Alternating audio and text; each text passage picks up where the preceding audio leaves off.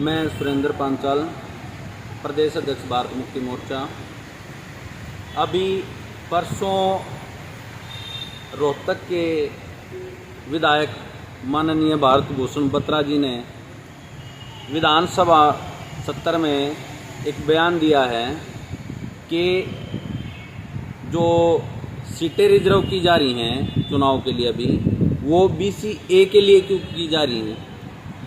मैं बत्रा जी को ये बताना चाहता हूँ कि ये ना तो कोई बीजेपी लेके आई, ये 1993 में भजनलाल की सरकार में A और B जो डिवाइड किया था ये कांग्रेस सरकार में ही किया गया था, क्योंकि 93 से पहले जो BCA की नौकरियां थी उनको सारी की सारी नौकरियां जो असली बैकवर्ड इस प्रदेश में है उनके हिस्से में तो कुछ आता ही नहीं था।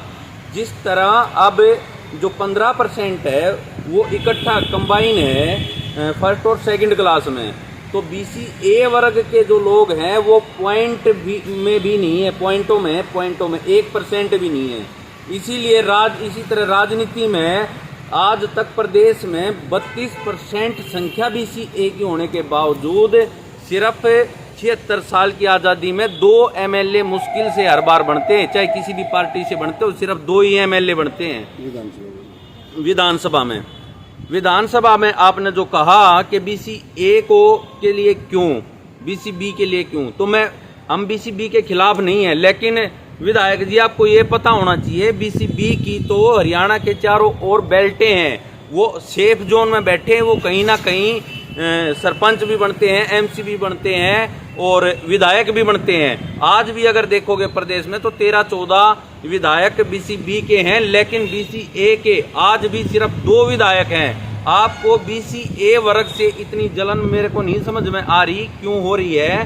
तो मैं अपने BCA वर्ग से कहना चाहता हूं कि इस तरह के लोगों को पहचानना जरूरी है जो कि हमारे खिलाफ बोलते हैं और फिर वोट भी हमारी चाहिए। अभी रोहतक में BCA वर्ग की रैली भी कांग्रेस करवाना चाहती है और BCA वर्ग की ही खिलाफ कर रहे हैं। बत्रा साहब, क्या BCA वर्ग आपको वोट नहीं देता?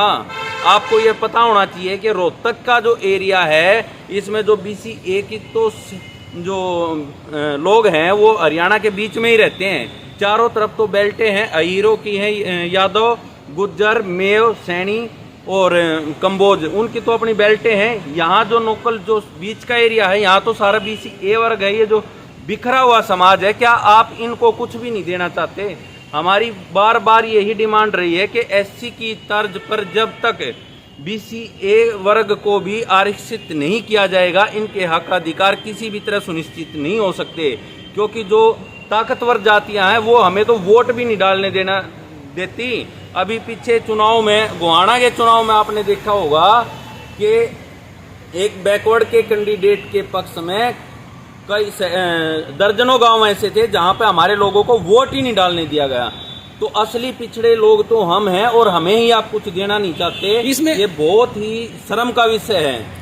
बात जो आप विधानसभा की बत्रा जी की कर रहे हैं, लेकिन बत्रा जी ने कोई विपक्ष की बात नहीं कही है। उन्होंने तो पक्ष में कहा भाई जिस प्रकार से BCA को दिया जाए इसी प्रकार से BCB को भी दिया जाए। इसमें आपका कौन सा हक मारा गया है? हमारा हक ही इसलिए मारा गया क्योंकि 76 साल में पहली बार 8% रिजर्वेशन जब से मिली है तब से हमारे कुछ सरपंच और अभी MC बनने शुरू होंगे, तो अभी पहले इनके पेट में दर्द हो गया।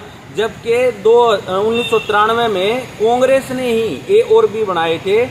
27% जो सुप्रीम कोर्ट की गाइडलाइन है 27% की, उसमें 16 और 11 का आंकड़ा, 16 BCA और 11 BCB, तो 16% के हिसाब से भी अगर देखें तो 15 तो MLA हमारे होना चाहिए और 16% के हिसाब से ही हर शहरों में और गांव में हमारे सरपंच वगैरह और MC वगैरह भी होने चाहिए। लेकिन अभी तक हमारा है क्या?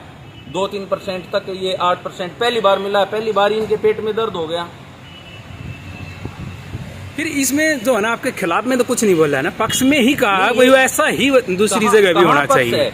जब दूसरे पक्ष को भी मजबूत करना चाहते हैं बत्रा जी, मजबूत करना चाहते हैं, हम उनके खिलाफ नहीं। मजबूत करें तो 27% पूरा लागू कर दें। और EWS का जो आरक्षण है, सुदामा कोटा जो लागू किया, उस वक्त ये MLA कहाँ था? उस वक्त ये नहीं बोला कि ये संविधान से बाहर है, उसको सिर्फ आर्थिक आधार बना दिया। जबकि आरक्षण का जो दायरा है वो शैक्षणिक और सामाजिक है, और ये सिर्फ आर्थिक आधार पर 10% इनके लोगों को दे दिया, तब तो इसने ये नहीं कहा कि ये गलत है, संविधान के खिलाफ है, इसे मत दो। लेकिन अब जब BCA को कुछ देने की बारी आई तो ये बकवासबाजी कर रहे हैं, ये तो ठीक नहीं है ना। Thank you.